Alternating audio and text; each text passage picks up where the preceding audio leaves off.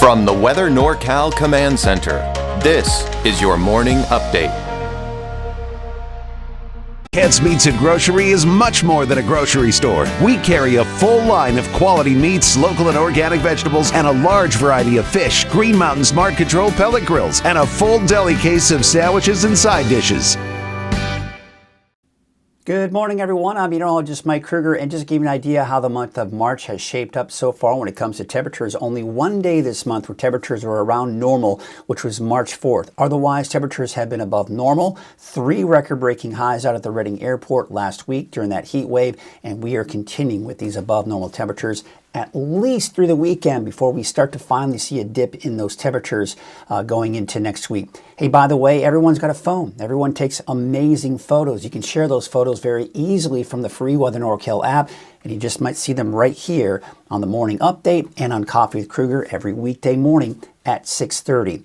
All right, here is a look at your Krueger's Quickcast for your Thursday, March 26th. We're starting off with some cold temperatures, especially along the coast where there is a frost advisory. Now, any sensitive vegetation, crops, or plants, or anything of that nature, just need to make sure that you've got those protected so they don't get any damage from those colder temperatures. And speaking of cold temperatures, southwestern Humboldt County is under a cold weather advisory, mainly due to the gusty winds this morning, giving us a wind chill, making it feel more like the low to even mid-20s. So just be aware of that. But we do expect things to warm up later on in the morning and afternoon. All right, so out the door this morning, yeah, pretty cold, especially out towards Modoc County, about 29, 30 in Siskiyou County. And the eastern mountains, you're talking upper 30s, upper 40s for the valley. You see an area of low pressure spinning down at the bottom center of your screen there. That is going to pump up some of these high and mid-level clouds throughout the day today. So not entirely sunny. There will still be a few clouds out there, but of course, no rain. Gusty winds are what we're expecting, especially along the I-5 corridor and the west side of the valley. We're talking gusts 25 over 30 miles per hour. Gusty elsewhere, just not as bad. You can see over 20, 25 miles per hour along the coast, and some of the mountain ridge tops could see around 15 to 20 miles per hour. Still a little gusty even later on this evening and tonight. There you can see even at 10 o'clock tonight, the winds still fairly gusty, especially in the foothills east of the valley. Rainfall chances pretty much zero through the weekend, but by next week, yeah, we're starting to increase that chance for rain. We'll get into that a little bit later in the deeper dive forecast. I think many of us in the valley may struggle to get out of the 70s today, but some of the warmer areas could see around 80 in the valley, 60s, even some 70s in the higher elevations, and upper 50s to low 60s for the coast. And for tonight, temperatures low to mid 50s in the valley. Again, still breezy, gusty winds there. That should keep those temperatures up a bit. But where we have the calmer winds in the mountains, you're talking 20s and 30s and upper 30s to low 40s for you on the coast. All right, here's your 7-day forecast for the valley. Keeping temperatures well above normal through the weekend. Monday is the transition day. I don't anticipate much in the way of rain, at least for the valley, but we do expect cooler temperatures, more cloud cover, and much cooler by the time we get to Tuesday, Wednesday, with, of course, that chance for rain. The coast could see a few showers as early as Monday, as well as the inland areas as well, and then better chances for rain across the board for your Tuesday and Wednesday. By the way, we are going to see some snow in the mountains, but I'd say on average around 5,000 feet, give or take. So this is not going to be a significant snow event.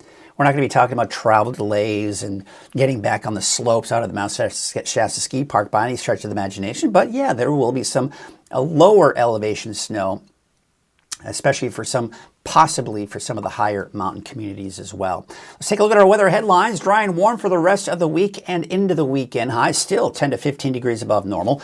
Gusty winds, especially today, but they will subside for your Friday and through the weekend, and cooler and wetter for next week. Let's get into that deeper dive forecast, but first, a word from our Ackerman Excavating. The sun is out. Time to make your plans for spring yard work and outdoor projects. Ackerman Excavating Landscape Specialist has everything you need with their spring sale starting March 30th with a special Meet the Pros event where you'll get expert tips, tricks, and tools of the trade. Ackerman Excavating has convenient delivery service and they're open 7 days a week. They also have the largest concrete carts in town, holding up to 1 3/4 yards. Ackerman Excavating Landscape Specialist since 1967, off Old Oregon Trail just north of Highway 44. All right, so we take a look at the deeper dive forecast. We're going to get into it, taking a look at the area of low pressure I was talking about, spinning right here. We still have a flattened out ridge of high pressure, which essentially means it's weakened. That's why our temperatures were allowed to drop a little bit here, and even a little bit more here for today. Some cooler air is kind of pooling down from the north. We're also seeing some of these clouds being pumped up from the south. It's going to give us a few high, a few mid-level clouds, still some sun, but there will be some clouds in there as well, and that should also help to keep those temperatures down just a tad. A couple of things that we're watching here is rain is expected to return next week. High pressure builds back in over the weekend, giving us warmer temperatures. By Monday, so March 30th, Monday, we have this batch of rain right here. Now, this particular forecast model is beginning to back down a little bit on the rain chances, and even the European has shown signs of backing down on just how much rain we'll see. See, that's why we don't give you rainfall totals even a week out in advance, because things can change. But that all being said, I'm still anticipating that this batch of moisture is going to join forces with some colder air to the north and to the west. So you can see here, taking you into your Tuesday, so the last day of March, we are going to be looking at the potential for some rain. You see snow along the spine of the Sierra, so there will be some snow in the higher elevations, but probably 5,000–6,000 feet is what we're looking at here, although it could be locally lower in some cases here in the North State. All right, so then we go into Wednesday, and again, the GFS, this particular model is backing down on rain for Wednesday, but the European is still on board with that rain for Wednesday. So I'm going to keep that chance for rain in there for Wednesday. And then by Thursday, things should begin to kind of move on out. High pressure starts to try to build back in as we go into the end of next week and into the weekend, giving us another warm up in those temperatures. Again, taking a look at the overall footprint of how much rain, I think most of it will be along the coast, southern Humboldt, maybe northern Shasta, and the mountains east of the valley. And again, why is that? Well, because again, it all comes in from west to east.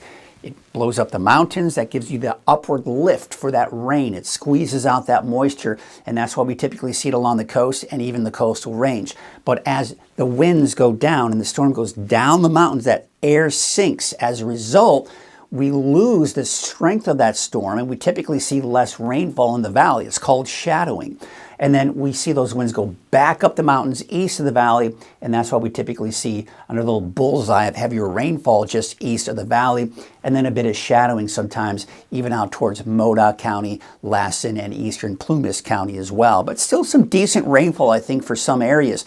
We also need to address snow. Yeah, we've got snow in the mountains, but keep in mind, this is not going to be a travel delay type of situation, what we'd see in the winter, but we are seeing snow levels on average around 5,000 feet, give or take. So maybe some of the highest mountain passes may see a little bit of snow, but at this point, the roads are pretty warm, so it's going to take a bit to really cool those roads down enough for that snow to accumulate. But you can certainly see the spine of the Sierra is possibly seeing some heavier snow, and that would be most likely upwards of, a foot of snow or more is a possibility. So that is certainly a welcome sight, even though it's going to melt off pretty quickly, but at least it will put a little bit of snow on top of what's already beginning to melt and fill out those creeks and streams, and not to mention the reservoirs as well.